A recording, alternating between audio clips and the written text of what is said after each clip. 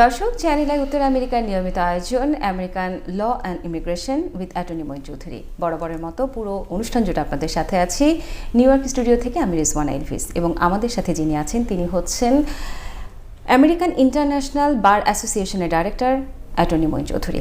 আপনাকে স্বাগতম আমাদের অনুষ্ঠানে আসার জন্য। কেমন আছেন? ধন্যবাদ রিজওয়ানা এলভিস, সুন্দর উপস্থাপনা করার জন্য। আপনাকে আমরা যখনই পাই আমাদের প্রচুর ভিউয়ার্স থাকে এবং তারা কিন্তু আমাদেরকে রেসপন্স করে যে থ্যাংক ইউ, আপনারা আপনার সাথে আমরা বসেছি এবং তাদের জানার যে প্রশ্নগুলো সেগুলো তারা জানতে পারে। আমি আজকে প্রথমেই চলে যাচ্ছি যে অনেকেই কিন্তু EB-3 করে প্রতারণার শিকার হচ্ছে। এটা আসলে অ্যাওয়ারনেসমূলক অনুষ্ঠান আমাদের আপনার সঙ্গে যখন আমরা বসি, আপনি যদি এটা নিয়ে একটু আলোচনা করতেন যে আসলে কেন আমরা এই EB-3 পিছনে যাচ্ছি বা আমরা কেন এটার পিছনে ঘুরছি। ধন্যবাদ এলভিস। আসলে এটা খুব স্পর্শকাতর বিষয়, এই জন্য বলবো বিশ্বের বিভিন্ন দেশ থেকে আমেরিকার প্রতি এত আকর্ষণ, সোনার হরিণ ধরার জন্য আসার মতো। সো এই ক্ষেত্রে অনেকেই অনেক ধরনের যে সুযোগ সুবিধা না পেয়ে EB-3টা বেছে নিচ্ছে। আমরা কিন্তু এখন যেহেতু সবসময় বলি যে সোশ্যাল মিডিয়া হচ্ছে খুবই একটা চমকপ্রদ একটা জায়গা, সেখানে কিন্তু এরকম দেখা যায় যে বিভিন্ন নিউজ আসে যে বেনিফিট নিলে গ্রিন কার্ড বাতিল হবে। কি কি বেনিফিট নিলে গ্রিন কার্ডের উপরে রিস্ক থাকে? এই জিনিসগুলো আরো সেনসিটিভ, কারণ কি কি আমেরিকা, ইংল্যান্ড, ওইসব সোশ্যাল বেনিফিটের কান্ট্রি, কানাডা, অনেকে মনে করে কাজ করলে তাদের লস, কারণ হচ্ছে কাজ করলে তাদের বেনিফিটটা কম পায়। যেটা আগে অনেক সময় কানাডার আমরা কেস, অনেক কানাডা তো মিশিগানে কানাডার পাশে ছিল, কেস করতাম, স্যার আমি তো খালি সপ্তাহ মাস মারি, আমি তো কাজ করি না। কাজ করেন না কেন ভাই? কাজ করলে আমার লস হয়ে যায়। তো এই সরকারি বেনিফিট কাজের অভ্যস্ত। দেখেন আপনারা, this is the country capitalism. আমেরিকাতে দুনিয়ার সব দেশের লোক আসে কেন? ভাগ্য পরিবর্তনের জন্য। তারা কাজ করবে, ভাগ্য পরিবর্তন করবে। আপনি যদি সরকারি সুবিধায় পেতে চান তো ভাগ্যের তো পরিবর্তন হলো না। তো ভাগ্যের পরিবর্তন করতে হলে আপনি কঠোর পরিশ্রম করতে হবে এবং নিজস্ব যে পেশা, যোগ্যতা দিয়ে আপনি উপরে উঠতে হবে। আর যদি সোশ্যাল বেনিফিট খাইতে থাকেন, উপরে ওঠার সম্ভাবনা আপনার বন্ধ। সো যারা গ্রিন কার্ড আছেন তারা ডিফারেন্ট স্টেটে ডিফারেন্ট রুলস আছে, ল আছে। যেমন আপনি যদি আমাদের পার্শ্ববর্তী স্টেট নিউ জার্সি অথবা কানেকটিকাট যান, ওদের কোনো মেডিকেড নাই। কিন্তু নিউ ইয়র্ক হচ্ছে ইমিগ্রেন্টদের জন্য স্বর্গরাজ্য। ভালো মন্দ মিলে নিউ ইয়র্কে এসে এয়ারপোর্ট থেকে নামলেই আপনার কিছু না থাকলেও সরকার সব সুবিধা দিচ্ছে। এটা যে সবার জন্য হিতকর এটা না, অনেকের জন্য এটা ফিউচারের জন্য খুবই খারাপ। তবে একটা কথা বলবো, মিথ্যা তথ্য দিয়ে আপনারা যে কোনো বেনিফিট নেন না কেন, আপনার ভবিষ্যৎ অন্ধকার। যদি সত্যি সত্যি আপনার প্রয়োজন হয়, দেয়ার আর সাম এক্সেপশন, আপনারা নিতে পারেন। কিন্তু মিথ্যা তথ্য দিয়ে যাই নেবেন না কেন, ফিউচারে আপনাকে এটার কনসিকুয়েন্স ভোগ করতে হবে। আপনি যদি দুই একটা বেনিফিটের কথা বলতেন। আমি জানি আপনি আসলে খুবই আমার সঙ্গে বসলে ইতস্তত বোধ করেন আমার প্রশ্নগুলোতে। আপনি দুই একটা বলতেন যে এইগুলো আসলে আমরা না অ্যাভয়েড করাটা আমাদের জন্য ভালো হবে। আর আসলে তাহলে হয়তো বা আমাদের গ্রিন কার্ডের উপর রিস্কটা থাকছে না। Long term care, long term care আপনারা যদি, আবারও বলছি, সত্য তথ্য দিয়ে বেনিফিট পাওয়া যায়, ভয়ের কোনো কারণ নেই। কিন্তু মিথ্যা তথ্য যে যার বেনিফিট, লং টার্ম কেয়ার নিচ্ছে, যেমন লং টার্ম কোনো বেনিফিট নিচ্ছে, যেমন যারা ফুড স্ট্যাম্প হতে পারে বা ফুড, এগুলো তো জানেন, আপনি বলে দেন ফুড স্ট্যাম্প, স্ন্যাপ, যেগুলো পাবলিক একটা নেহায়েত গরিব হলে যে বেনিফিটগুলো পাওয়া যায়, ওইগুলো যদি আপনারা নেন, দিস বিকামস পাবলিক চার্জ। আর যদি আপনি ধরেন নেহায়েত গরিব ছাড়া, যেমন মেডিকেড নিউ ইয়র্ক অনেকে নিচ্ছে, যেহেতু সরকার অ্যালাউ করে, এটা একটা গ্রে এরিয়াতে। কিন্তু যদি ইমিগ্রেশন জানে তারা এটা সমস্যা, যদিও আইন ডিফারেন্ট, কিন্তু বাস্তব ক্ষেত্রে তারা এটা অন্যভাবে দেখে। যেহেতু বর্তমানে ক্লজে আছে পাবলিক চার্জ, এবং পাবলিক চার্জ বলতে আমরা মেডিকেডকে অনেকে বুঝে না, কিন্তু যেহেতু পার্শ্ববর্তী স্টেটে মেডিকেড দিচ্ছেই না, দ্যাট মিনস ইমিগ্রেশন এটাকে অন্যভাবে বিবেচনা করছে। আপনাকে বুঝতে হবে যে এটা ইমিগ্রেশনের বিবেচনা আর অন্য বিবেচনা কিন্তু বেশ কম আছে। যেমন সেম জিনিস ডোমেস্টিক ভায়োলেন্স, আমরা যে ক্রাইমগুলো দেখি, ইমিগ্রেশনের যে কারণে গ্রিন কার্ড বাতিল হয়, যেহেতু হাজব্যান্ড ওয়াইফ যেন ঝগড়া হয়েছে, হয়তো পুলিশ কল দিল, কাউকে হয়তো অ্যারেস্ট করলো না, কিন্তু হয়তো তার স্ত্রী বা তার স্বামী বললো যে আমি আমার ওয়াইফকে বা হাজবেন্ডকে অ্যারেস্ট করতে চাই না, যে ওয়ার্নিং দিয়ে চলে গেল। কিন্তু ইন ফিউচারে যদি কোনো প্রশ্ন আসে, ওয়াইফ যদি এটা আবার বা স্বামী যদি এটা যদি আবার যদি ইমিগ্রেশনে জানায়, ইমিগ্রেশন কিন্তু দেখবে না সে অ্যারেস্ট হয়েছিল কিনা, সে দুঃস্বীকার করেছিল কিনা বা তার শাস্তি হয়েছিল। ইমিগ্রেশন ওই তথ্যের ভিত্তিতেই, যেই তথ্যটা পুরুষ বা মহিলা দিল ইমিগ্রেশনকে, এর ভিত্তিতে গ্রিন কার্ড পুনর্বাতিলের বিবেচনা করতে পারে।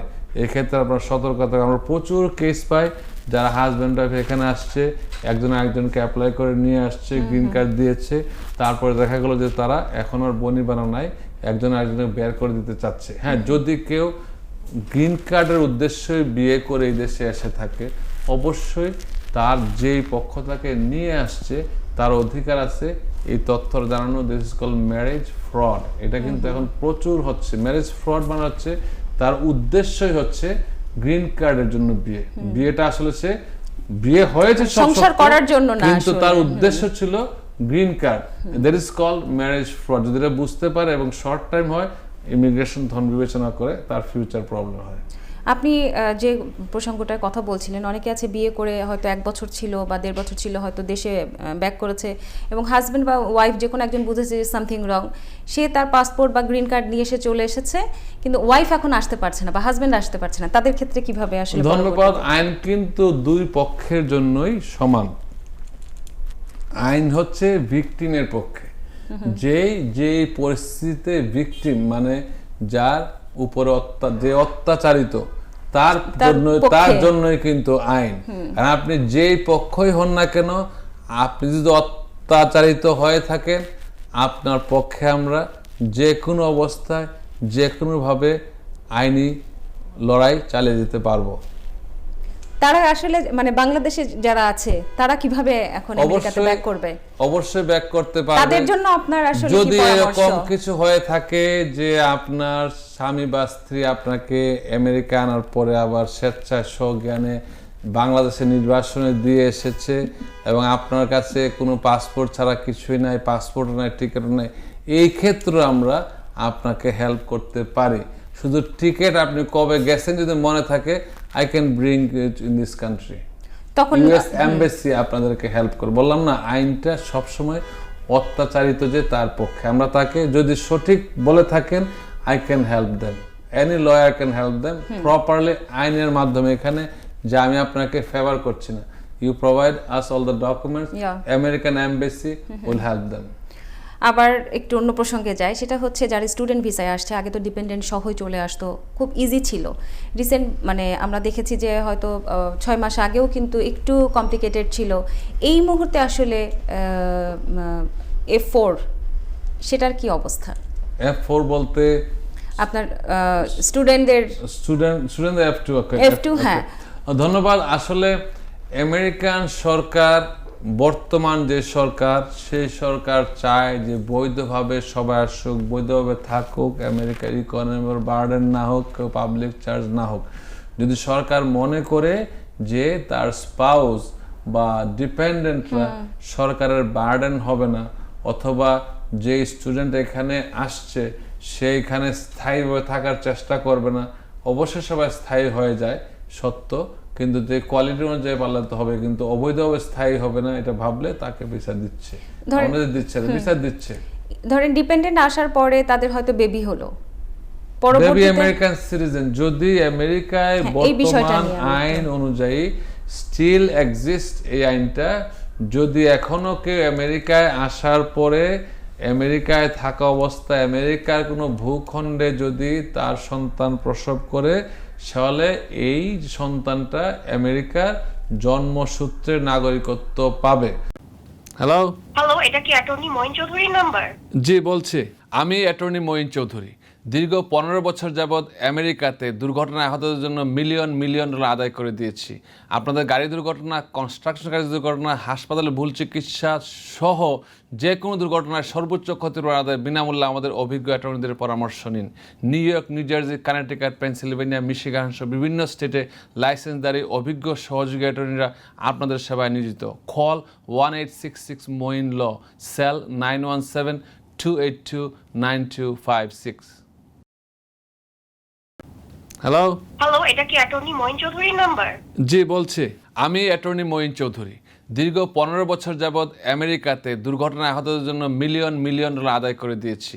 আপনাদের গাড়ি দুর্ঘটনা, কনস্ট্রাকশন কাজের দুর্ঘটনা, হাসপাতালে ভুল চিকিৎসা সহ যে কোনো দুর্ঘটনায় সর্বোচ্চ ক্ষতিপূরণ আদায় বিনামূল্যে আমাদের অভিজ্ঞ অ্যাটর্নিদের পরামর্শ নিন। New York, new jersey, Connecticut, Pennsylvania, Michigan সহ বিভিন্ন স্টেটে লাইসেন্সধারী অভিজ্ঞ সহযোগী অ্যাটর্নিরা আপনাদের সেবায় নিয়োজিত। কল 1866 মঈন ল, সেল 917-282-9256।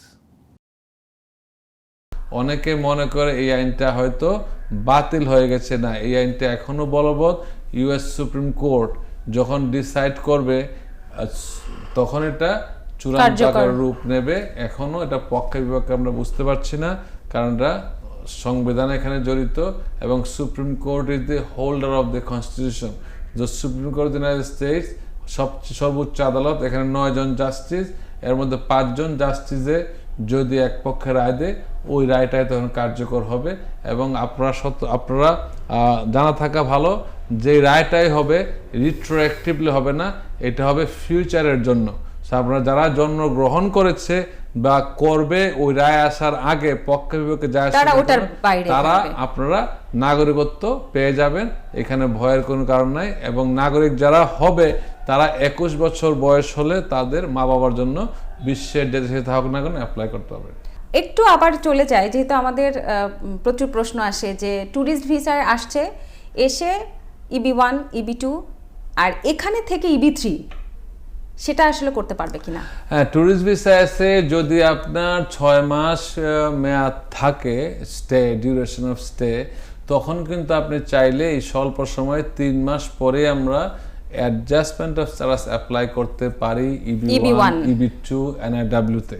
কিন্তু EB3 হচ্ছে ল্যাংদি ক্যাটাগরি। যদি দারু কেস এখানে পেন্ডিং থেকে থাকে, সে হয়তো অ্যাডজাস্টমেন্ট করতে পারে, কিন্তু তাকে ওই সময়টা তাকে বৈধ থাকতে হবে। ইন্টারভিউ হওয়ার আগ, গ্রিন কার্ড পাওয়ার আগ পর্যন্ত তাকে বৈধ স্ট্যাটাস থাকতে হবে। সে যদি দেখা যায় যে তার স্ট্যাটাসটা বাইরে চলে যায়, 6 মাসের পরে তার 6 মাসে তাকে ইন্টারভিউ ডাকবে না, তাই স্ট্যাটাসের মধ্যে থাকতে হবে। তাহলে সেই স্ট্যাটাসটা কিভাবে মেইনটেইন করবে? সে হয়তো এক্সটেনশন করা থাকবে, স্টুডেন্ট স্ট্যাটাস যাইতে পারে, কিন্তু স্টুডেন্ট সাথে কাজ করতে পারবে না।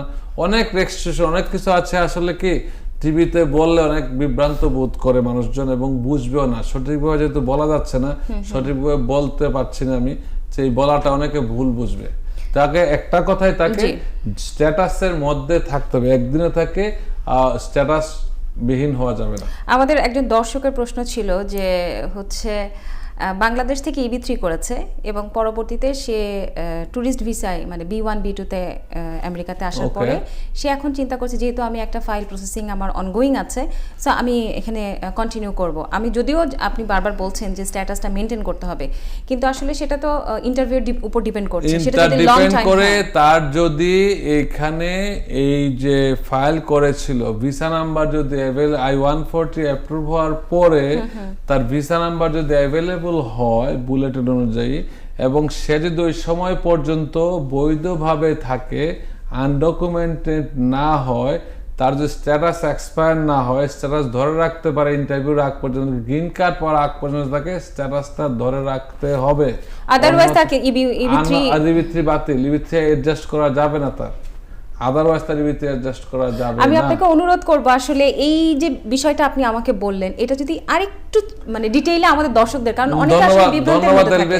আর তো ব্যাখ্যা করার সুযোগ নাই। প্রথমত বলছি, যারাই আমেরিকায় এসে যদি তারও কোনো কেস যদি একমাত্র সিটিজেন হাজব্যান্ড ওয়াইফ ছাড়া অন্য কোনো কেস যদি অ্যাপ্রুভ পিটিশন তার থাকে, I-130 হোক, I-140 হোক, এটা যদি অ্যাপ্রুভ পিটিশন থাকে, অনলি যদি ভিসা নাম্বার অ্যাভেলেবল হয় ভিসা বুলেটিন মাধ্যমে, ধরেন যে এই সময়কার যারা ফাইল করেছিল তাদের ভিসা দেশে দেওয়া হচ্ছে, এরকম যদি হয়, তবে তাদের ভিসা NVC প্রসেস করছে, এরকম হলে তারা অ্যাডজাস্টমেন্ট অ্যাপ্লাই করতে পারবে। কিন্তু তাদের বুঝতে হবে তাদের স্ট্যাটাসটা, এই ডিউরেশন অফ স্ট্যাটাস তাদের থাকতে হবে। তারা কোনোভাবে একদিন যদি এক্সপায়ার্ড ভিসা নিয়ে থাকে তাহলে সব বাতিল হয়ে যাবে, তাদেরকে আর এখানে এক্সটেন্ড অ্যাডজাস্ট করা যাবে না। They have to go through removal proceedings which is the court system.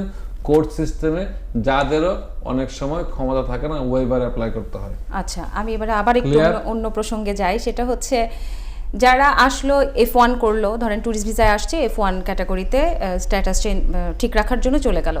কেউ যদি তাদেরকে আসলে আইএস এর ভয় দেখায়, বা অনেক ক্ষেত্রে কিন্তু এটা মানে রিসেন্ট আসলে অনেক হচ্ছে যে আপনাকে আইএস এর ভয় দেখানো হচ্ছে বা দেশ থেকে আপনাকে বিতাড়িত করার ভয় দেখানো হচ্ছে, সেই ক্ষেত্রে আসলে একজন F1 ক্যাটাগরিতে যিনি আছেন তার আসলে কি করা উচিত? ধন্যবাদ। যদি আপনি বৈধ স্ট্যাটাসে থাকেন, ভয় পাওয়ার কোনোই প্রয়োজন নাই। এখন প্রতারক চক্র অনেক সক্রিয়, কেননা হচ্ছে এমনও সময় দেখা যাচ্ছে যে প্রতারকরা আপনাদের মতো স্টুডেন্টকে অথবা ট্যুরিস্ট ভিসায় বা অ্যাসাইলে যারা আছে তাদেরকে এই ডিটেনশন সেন্টারের অথবা ইমিগ্রেশনের নাম্বার ক্লোন করে, থানার নাম্বার ক্লোন করে কল দিচ্ছে যে তোমরা এত টাকা নিয়ে আসো, তোমাকে অ্যারেস্ট করা হবে না। এইসব ফাঁদে পড়বেন না। এইসব কোনো কল পেলে আমরা অ্যাটর্নি এট ল যারা আছে, ইমিগ্রেশন ল প্র্যাকটিস করি, আমরা আপনাদের হেল্প করব। আমাদের সাথে যোগাযোগ করতে পারেন, আমরা ওই সব কল হ্যান্ডেল করি। আপনার ভয়ে কোনো তথ্য তাদের সাথে শেয়ার করবেন না। ইমিগ্রেশন যদি আপনাকে কোনো কিছু করে, তারা আপনাকে মেইলে জানাবে যে আপনার বিরুদ্ধে কোনো অ্যাকশন নেওয়ার জন্য। যদি ওয়ারেন্ট থেকে থাকে, if you violate the immigration law, it's different issue. যদি আপনার ডিপোর্টেশন হয়ে থাকে, ওইটা অন্য হিসাব, তারপর আইস আপনার কাছে আসবে। কিন্তু এরকম ফোন করে কেউ ভয় দেখাবে না। বা ভার্বালি কেউ যদি ভয় দেখায় অ্যাজ আ স্টুডেন্ট, তার আসলে আমি কি সে সবসময় বলছি, এই দেশ হচ্ছে নির্যাতিত যারা তাদের পক্ষে। যদি আপনারা মনে করেন কোনোভাবে নির্যাতন হয়েছেন, আমরা অ্যাটর্নি আপনাদের সেবায় নিয়োজিত। আপনাকে অসংখ্য ধন্যবাদ। কারণ বরাবরের মতনই আসলে যে আপনার সঙ্গে বসলে বিভিন্ন বিষয় আলোচনা করা হয়। আমরা অনুষ্ঠানের শেষের দিকে চলে এসেছি, কিন্তু আমার ওই যে একটার পর একটা মানে প্রশ্ন থেকেই যায় আপনার কাছ থেকে জানার জন্য। আমার একদম শেষ দিকের প্রশ্নটা হচ্ছে যে এই যে আমরা এই যে সামগ্রিক আলোচনা করলাম, একটু বাইরে যে আপনার তো 20 বছরের অভিজ্ঞতা, আপনার এই যে বিভিন্ন অ্যাক্সিডেন্টাল কেস বা এই বিষয়টা নিয়ে তো আপনি আসলে অভিজ্ঞ। মানে আমরা বাঙালিদের মধ্যে যখনই চিন্তা করি আপনাকে প্রথমেই মনে করি।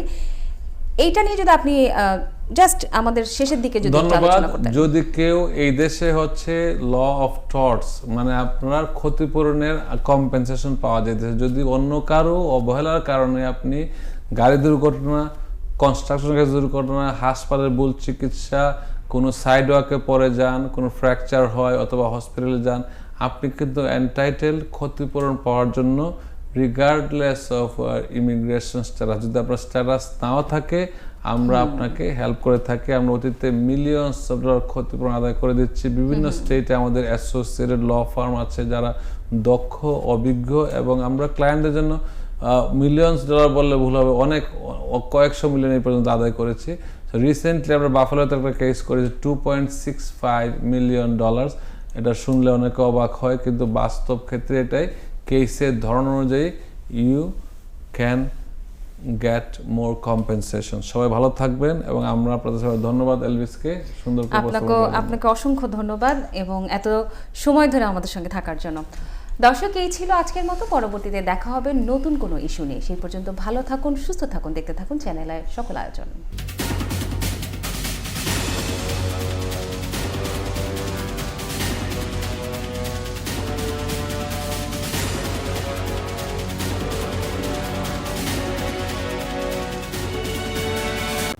হ্যালো, হ্যালো, এটা কি অ্যাটর্নি মঈন চৌধুরীর নাম্বার? জি বলছি। আমি অ্যাটর্নি মঈন চৌধুরী। দীর্ঘ 15 বছর যাবৎ আমেরিকাতে দুর্ঘটনায় আহতদের জন্য মিলিয়ন মিলিয়ন ডলার আদায় করে দিয়েছি। আপনাদের গাড়ি দুর্ঘটনা, কনস্ট্রাকশন কাজের দুর্ঘটনা, হাসপাতালে ভুল চিকিৎসা সহ যে কোনো দুর্ঘটনায় সর্বোচ্চ ক্ষতিপূরণ আদায় বিনামূল্যে আমাদের অভিজ্ঞ অ্যাটর্নিদের পরামর্শ নিন। New York, new jersey, Connecticut, Pennsylvania, Michigan সহ বিভিন্ন স্টেটে লাইসেন্সধারী অভিজ্ঞ সহযোগী অ্যাটর্নিরা আপনাদের সেবায় নিয়োজিত। কল 1866 মঈন ল, সেল 917-282-9256। হ্যালো, হ্যালো, এটা কি অ্যাটর্নি মঈন চৌধুরীর নাম্বার? জি বলছি। আমি অ্যাটর্নি মঈন চৌধুরী। দীর্ঘ 15 বছর যাবৎ আমেরিকাতে দুর্ঘটনায় আহতদের জন্য মিলিয়ন মিলিয়ন ডলার আদায় করে দিয়েছি। আপনাদের গাড়ি দুর্ঘটনা, কনস্ট্রাকশন কাজের দুর্ঘটনা, হাসপাতালে ভুল চিকিৎসা সহ যে কোনো দুর্ঘটনায় সর্বোচ্চ ক্ষতিপূরণ আদায় বিনামূল্যে আমাদের অভিজ্ঞ অ্যাটর্নিদের পরামর্শ নিন। New York, new jersey, Connecticut, Pennsylvania, Michigan সহ বিভিন্ন স্টেটে লাইসেন্সধারী অভিজ্ঞ সহযোগী অ্যাটর্নিরা আপনাদের সেবায় নিয়োজিত। কল 1866 মঈন ল, সেল 917-282-9256।